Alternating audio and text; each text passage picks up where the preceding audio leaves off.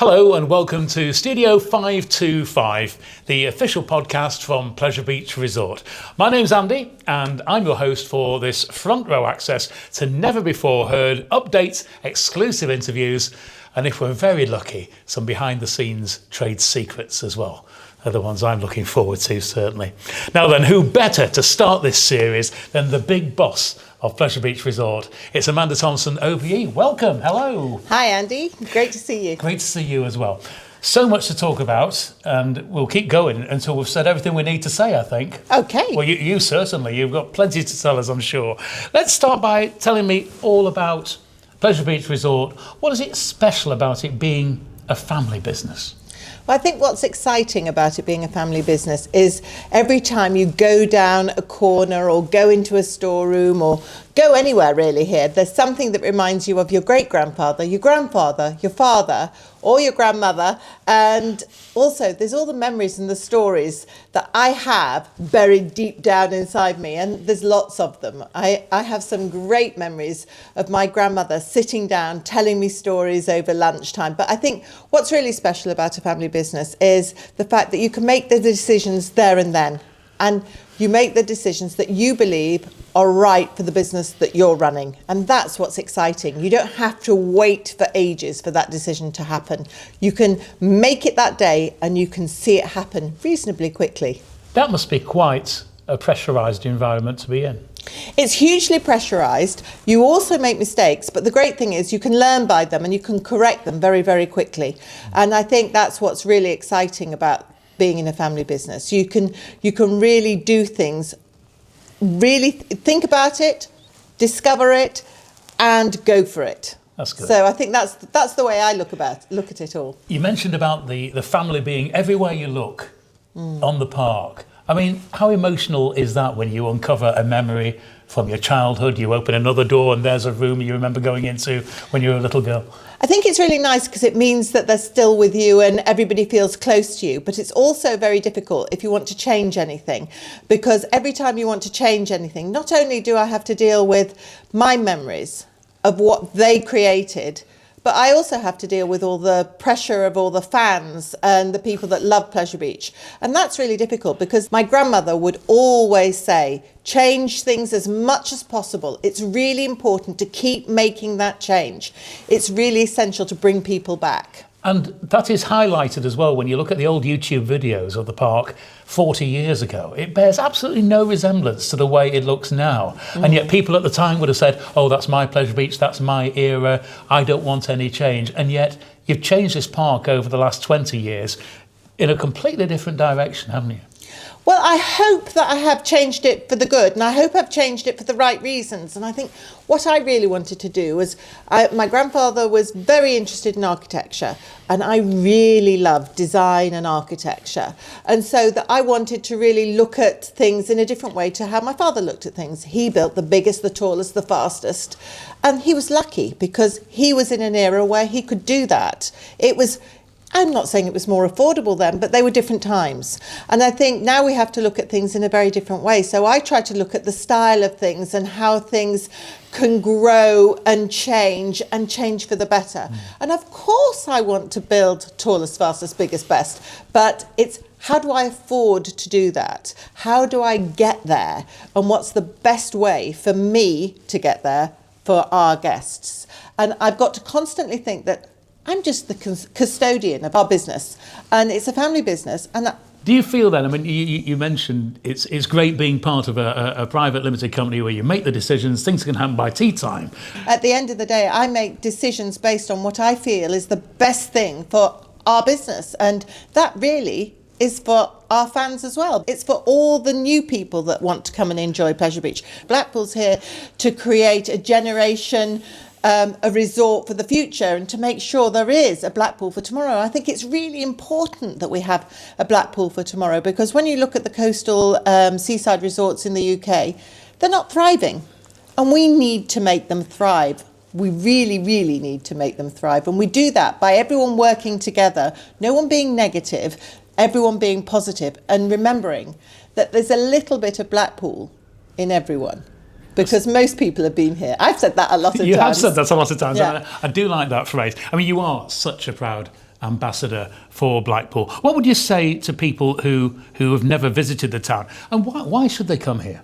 Well, I think there's so much of interest here. There's a beautiful, beautiful beach. You can walk for miles, 11 or 12 miles of promenade, which is fantastic. Very few places have that much. If you love to run, you can run. Clearly, I don't do that. I should, but I don't. But if you want to run, you can. You can see amazing architecture. When you look at the tower and you look at the Tower Ballroom and the Tower Circus, that's fantastic to know that that was constructed well over 100 years ago, and it is just stunningly beautiful. And also the Opera House, the Grand Theatre, which I'm lucky enough to be patron of, and there's some amazing places in this town. So there's a mixture of the old and the new, a little bit like here at Pleasure Beach. So many people feel that sense of nostalgia we've touched on about the place. You're also home to an incredible set of new rides. You just announced the new ride as well for 2026. So how do you balance preserving the old with injecting the new? You said you've got to keep evolving. There's got to always be something new to say about Pleasure Beach. I think also you've got to take into account that people's body shapes have changed. Everything has changed. Health and safety has changed. So clearly we have to take out some of the old rides because health and safety and legislation doesn't allow for that type of ride to exist anymore.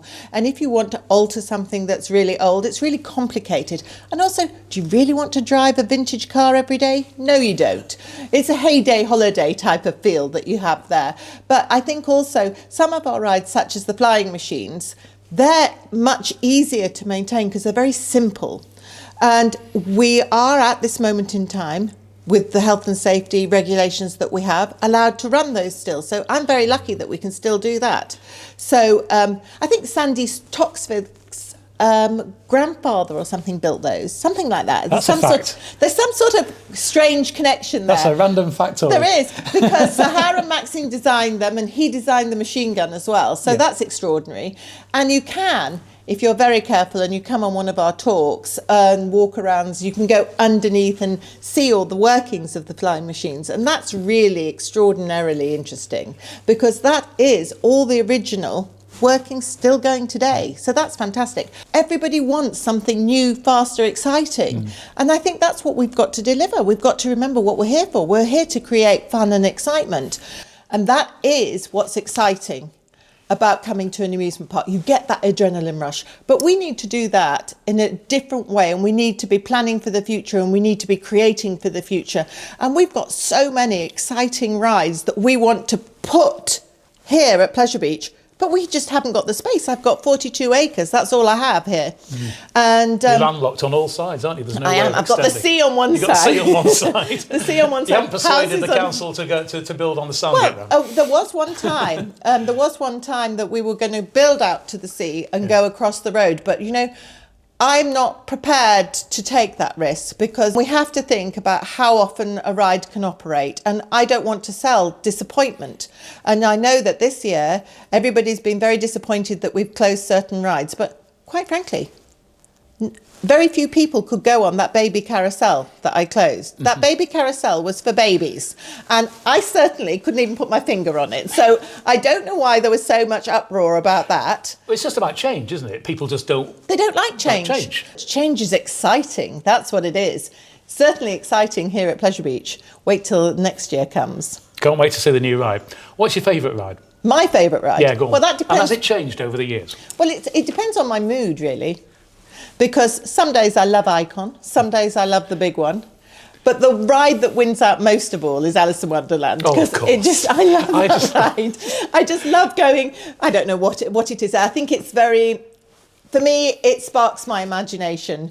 Going through and down, I don't know whether you're meant to say going down that rabbit hole. I don't know what that means today. It probably means something really awful, but I do like it. Go right in. Well, that's fine. They can write Put it in the notes. But I do love Alice in Wonderland. There's something quite crazy about Alice in Wonderland, isn't there? Because you go on and the soundtrack is from Willy Wonka and the Chocolate Factory.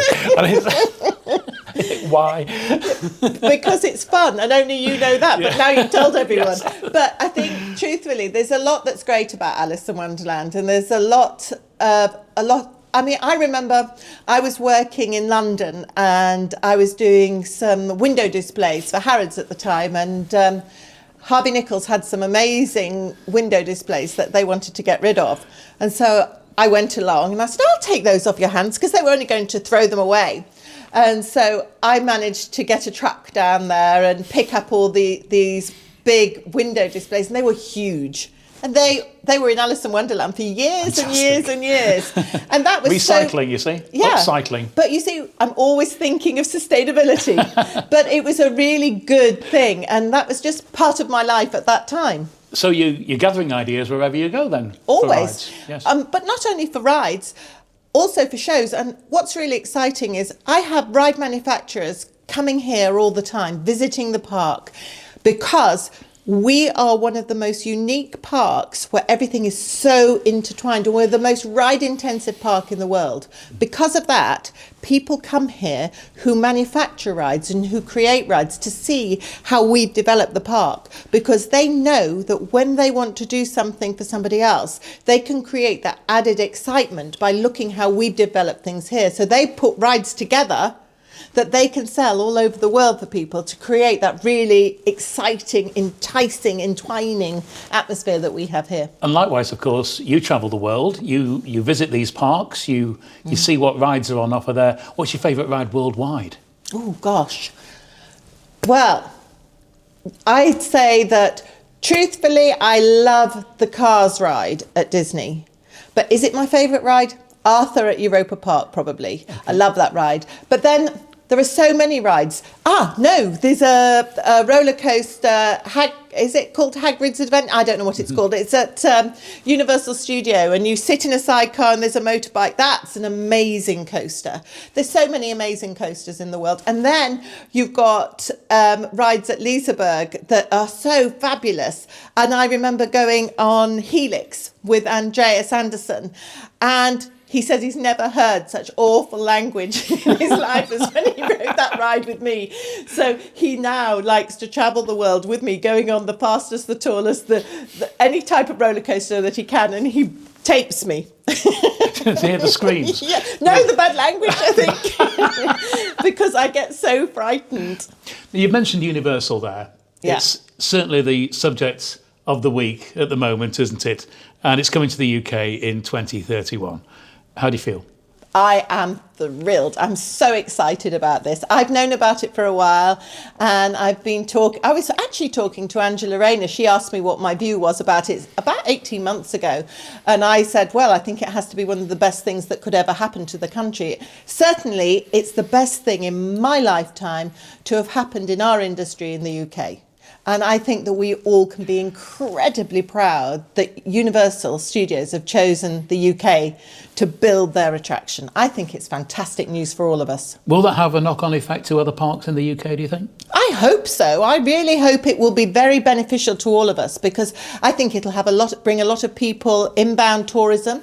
I think people who love Universal or fans of Universal will come. England's a very small country, so you can come and you can go to Universal, and maybe you can go on a Universal amusement park trip and go around the whole of the UK. You can go to Alton, Thorpe, Chessington, Drayton Manor, Pleasure Beach, go to all the parks in the UK and see all the attractions and throw in some stately homes. And I think it's going to be fantastic. And hopefully the Eden Project in Morecambe will be built by then. Of course, yes. So that will be, I think there's some exciting times ahead for the UK and our industry. And I think that we've got to understand that the amusement park industry is a true industry, and you can have a proper job here. So will the arrival of Universal sort of force the competition even more? Will it up the game at parks all over the country, including Pleasure Beach? Well, I think that we've all tried to up the game over the years, and all of us try to improve our parks and change direction and innovate. I mean, we won't be able to innovate to the level that they do because they have a huge budget to work to. But what there is there's room for every type of attraction. And I think what we have is very different to what Universal provides. And I think that all the parks in England are very unique in what they deliver and give to their guests. And I think what Universal will do is give that stamp of approval for our industry and make people truly understand that coming to an amusement park is actually a great day out, and it's suitable for everyone. It's classless. You're very involved with IAAPA, of course, internationally. Tell us about that. What is it and what's your role in it? What do you enjoy about it? Well, IAAPA is the International Association of Amusement Parks and Attractions.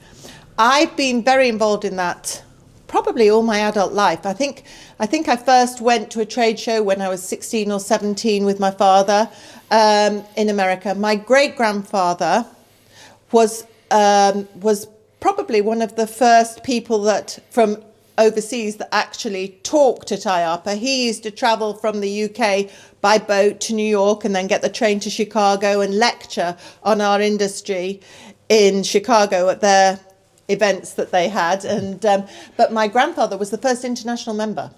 That's and so he put the I in IAAPA. But I love it. And I think that what's really great is you meet people from our industry and you meet people from all areas of our industry, but you meet people who share innovations and ideas, and I think that's invaluable. I think our industry is a lucky industry because we all share so much. Those changing of ideas, swapping of ideas, not just in this country but internationally as well. What differences then are there between the parks here in the UK and parks internationally, would you say? I think that change is lessening, and I think it's shrinking because I think really everybody's moving up at the same pace, and IAAPA is now a global association. It was very much an American association, now it's a global association, and I think that everybody travels a lot more, so everyone sees a lot more, and so they borrow ideas and they talk to everyone, they create things. And I think also some of the engineers and the designers, they think globally now. They don't think just for America. They think on a much bigger scale. And I think we've all had to think like that. And so I believe that I think what's really great about places like Dubai, Saudi Arabia, Abu Dhabi and China, of course, they have a lot of brand new amusement parks. Japan too. And that's always lovely to be able to start from scratch and to have the money and to have the ability to design a park like that is exciting, exhilarating. And that's what's going to be so, so special about everything that happens with Universal. But I think that we've had a lot of parks. They're so small in comparison to Universal, and I think that everybody's got to be really excited. I was very involved with Europa Park as it was developing because I was lucky enough to work there for 13 years. I was doing the shows at Europa Park, so I've seen Europa Park grow and grow. And it's it's a fantastic park, Europa Park. For those of you that have never been, you have to go because it's special. You mentioned the shows. We've got to talk about the shows here at Pleasure Beach. They are part of the furniture. You've been working on hot ice now for more years than you care to remember. I keep thinking it's not that long really, but I think it's... Oh, it is. Is it? How many years is it? About 20, 25? Easily. 25 years? Oh my God, that sounds a long time. Must be. But then it sounds like yesterday because I remember my first, I think it was in 1992 or something, my first Well, that's ice over show. 30 years ago. Oh, hell. Oh, I think it was about then I did my first ice show here. But I had a theatre company before that. And so I was doing ice shows in America before I did them here. So I did ice show. We had a park in America called Magic Harbour in Myrtle Beach. And we had an ice show there. And my father didn't particularly like the show. And I was over there. And he said, I want you to do a new show here because I don't like this one. And I said, well, when do you want me to do it? He said, within the next month. And I thought, oh, within the next month. Well, okay. I came back to the UK. I put my thinking cap on and came up with a show, and I had to use the cast that were there, and so I changed it all about, and he said, well, it'll be better next year. So that's all he said to me. I did this show and he said it'll be better next year. So that's how I started. And it's gone getting better every year since. Well, I'd like to think that, but I don't know. You're sort of I think the good thing about shows is you're always judged on the last show that you did. Yes. But I think what's exciting for me was I got to travel all over the world doing shows, and I wasn't just thrown in at the deep end at Pleasure Beach. I was given the freedom to set up a company called Stageworks Worldwide Productions, and so I was lucky to be able to travel everywhere doing shows, and I did see some amazing places on top of mountains in Switzerland, in Thailand, where the ice wouldn't freeze because we were outside, and I'm ringing my father panicking about how do I get the ice to freeze, and eventually we got it to freeze. But it was a very interesting way of learning your trade. And of course the show offer expanded so much, didn't it, in the 90s? Oh, yes. Remember Mystique as well, with Tom Bright and Vladimir? Yes, Vlad. Well, we're still friends, of course, Yes. Vlad and I. But I did a lot of shows here in Blackpool, and they were exciting times, particularly Mystique. Mystique was a very good show. Mystique was in the Horseshoe Bar. It was very intimate, and it was a great magic show. To do magic that close to everyone, I want to bring that show back. I really do. It would be lovely, wouldn't it? It would be great because the dancing was fab. It was really cool. The costumes were great. The magic was great. Everything about Mystique was It was something, cool, wasn't it? It was very cool. Right down to the smell of the incense when you walked in. It was very cool. It really got you in that frame of mind. It was did. dark. It was dark. It was mysterious. And then Stephen sold somebody enough. Yeah, he did. In his black silk boxes. Indeed. Oh, yes, you remember that then. We all remember that because he insisted on having them. So hot ice coming up very soon, of Yes, course. yeah. We're getting near hot ice season again. Yeah. We tell summer's here. Well, I think hot ice it's a shame actually more people around the world don't actually come and see hot ice, because it is probably one of the most challenging ice shows any skater can skate in. Mm-hmm. It's certainly it's the fastest moving ice show I've ever seen in my life. This year, I've got various members of Cirque du Soleil coming to do hot ice because they've been desperate to do it. And it just so happens that their show closes and mine starts rehearsals. So they've all been on the phone to me. And so everyone talks in our industry. And next year, it's the Olympics. Yeah. So everybody wants to do a special show this year because next year, some of those big skaters will be coming out of the amateur status and turning professional. And it's always truly international as well, isn't it? You go backstage at Hot Ice and everyone's jabbering away in all sorts of European languages. And they must understand the show, the concept and the script, such as it is. Well, I think what's exciting about it is it's an art form of sport. And basically we're performing a ballet with elite sportsmen. And that can be very complicated and challenging. But the moves are the moves, and you perform them in a certain way, and you need a certain know-how to be able to do them. So all our skaters are supremely talented. And I have an extremely good choreographer. I mean, Ole Jaskalainen is from Finland, and he was your leading man for many years, wasn't he? Many years, yeah, but he also is an Olympian. And he trained in Canada, and he now teaches in Canada. And he teaches with Brian Orser, who trains the best Olympians in the world. So I think that, quite frankly, I have the best of the best, teaching the best of the best. And so what's exciting about the show is that it's live. And it's a sport, it's an art, it's creative, but it is also terrifying to watch at times because you just don't know what's going to happen, if they're going to actually land that triple. And sometimes they're very competitive, the skaters. They try to go for quads and things. And when you go to see other shows, they're not allowed to do that. I allow my skaters to push themselves a little because some people come from doing hot ice and go back into the amateur world and go back to do the Olympics again. Several have over the years. I've seen the look on your face on that first night when you're looking out on the ice. Well, there's nothing I can do then. There's nothing I can do. My work's done from after the opening night. My work is most definitely done then. Here's a question for you, Amanda. Is there anybody who you are inspired by? I'm inspired by loads of people. My father inspired me the most.